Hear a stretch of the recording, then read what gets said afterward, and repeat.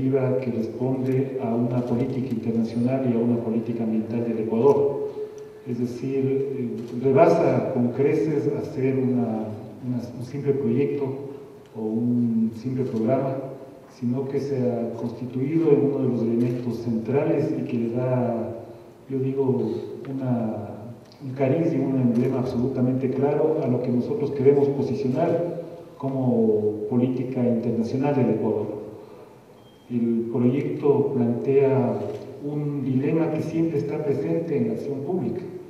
Esto no es nuevo. En los años 30, un célebre autor que se llamaba Harold Hoteley ya escribió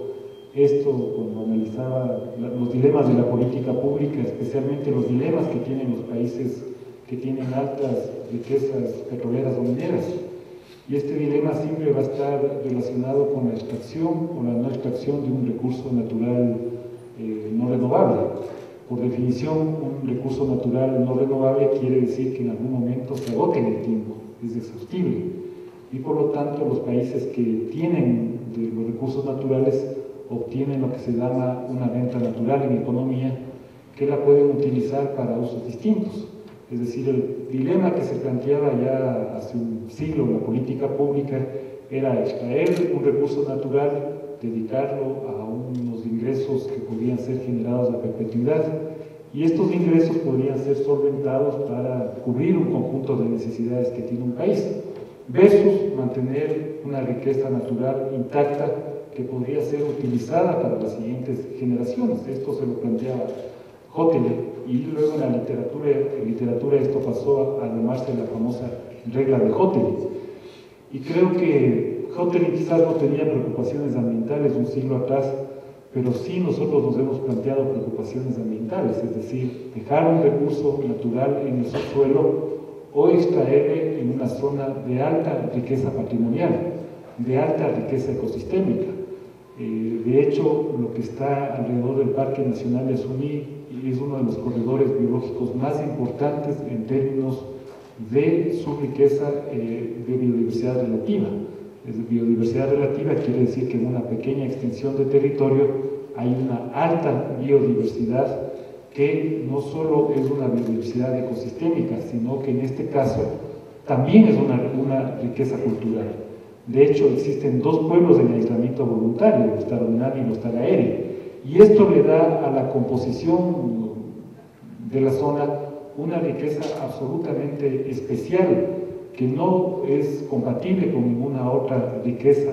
que se visualice claramente en un país del sur que pueda tener también riquezas naturales, como es el caso de lo que existe en el Parque Nacional Yasuní, en el subsuelo. En el subsuelo del Parque Nacional Yasuní existen 850 millones de barriles de petróleo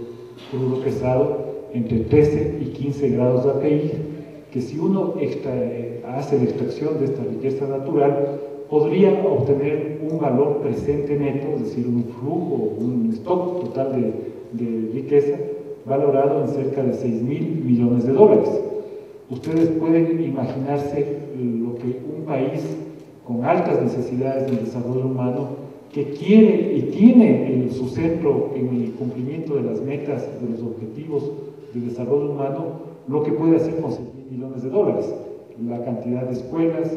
la cantidad de hospitales que puede poner a disposición de su gente, la cantidad de obras en materia de infraestructura productiva o de proyectos relacionados con mejorar la calidad de vida de la población de un país como el Ecuador. Estamos hablando en términos relativos de una gran riqueza para el Ecuador en términos de un flujo financiero. La gran apuesta, la gran decisión es preservar estos recursos en el subsuelo, mantenerlos a perpetuidad, generar una corresponsabilidad internacional frente a un problema como es el cambio climático, que por cierto no ha sido generado por los países del sur. Los países del sur tienen una contribución en este problema global, pero es una contribución marginal. Los grandes consumidores de energía son los que a su vez son los mayores contaminadores de energía,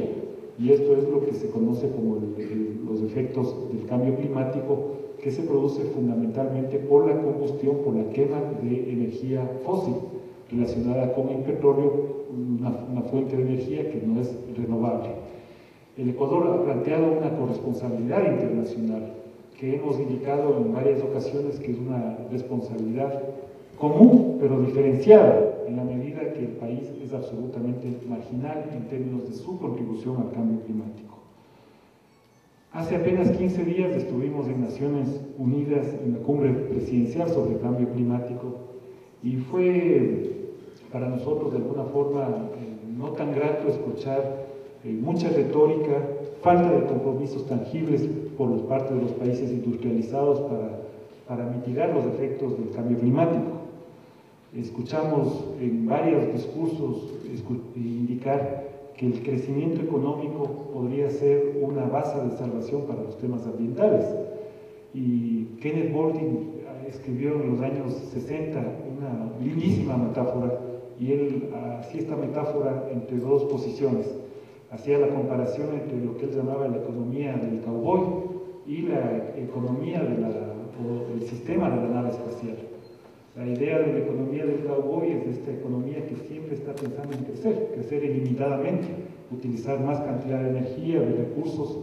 una economía que no visualiza que estamos en un sistema cerrado, infinito, abierto a la entrada de energía y a la salida de calor disipado, es decir, a la generación de las leyes de la entropía, y por lo tanto el crecimiento económico tiene efectos ambientales, versus lo que él señalaba, la necesidad de pasar a otro tipo de metáforas, y él, la metáfora que construía era la de una nave espacial, un sistema donde hay corresponsabilidad internacional, donde no podemos pensar ilimitadamente en el consumo de energía y de materiales, sino que tenemos que pasar a una conceptualización de desarrollo sostenible, es decir, de conservación y uso adecuado a los recursos naturales. Esta metáfora de Kenneth Boulding de la nave espacial versus la economía del cowboy que crece limitadamente, que no tiene fronteras, se expresa también con mucha claridad en lo que dos autores muy nombrados ahora lo conocen como la huella ecológica,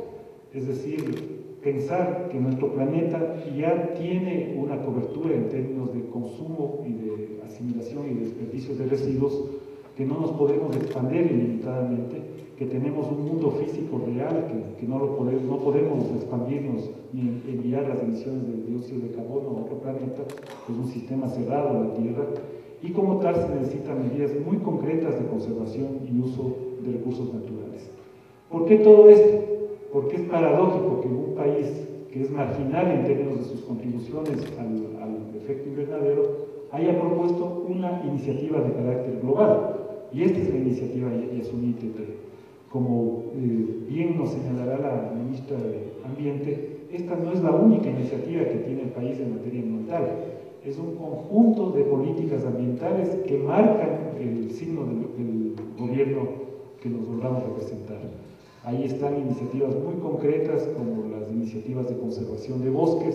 están iniciativas muy concretas como lo que ha propuesto el propio presidente Correa en el seno de la OPEP, la posibilidad de generar un impuesto ambiental a las emisiones de carbono. Él ha propuesto un impuesto del 3% que podría ser administrado por un organismo internacional, por ejemplo Naciones Unidas, igual que lo estamos nosotros creando en este momento la fiducia bajo la cobija de Naciones Unidas, que pueden ser utilizados plenamente en proyectos de transición energética hacia energías menos contaminantes, energía solar, eólica, geotérmica, o hacer proyectos de diversificación de la matriz productiva energética. Esto es un diálogo, hemos acordado que sea un diálogo abierto, franco, transparente con los medios de comunicación, no es ni pretende ser una conferencia, ni mucho menos, y simplemente dejar muy marcado el compromiso que tiene este gobierno con esta iniciativa, con la posibilidad de que se concrete la corresponsabilidad internacional, y esperamos que la fiducia,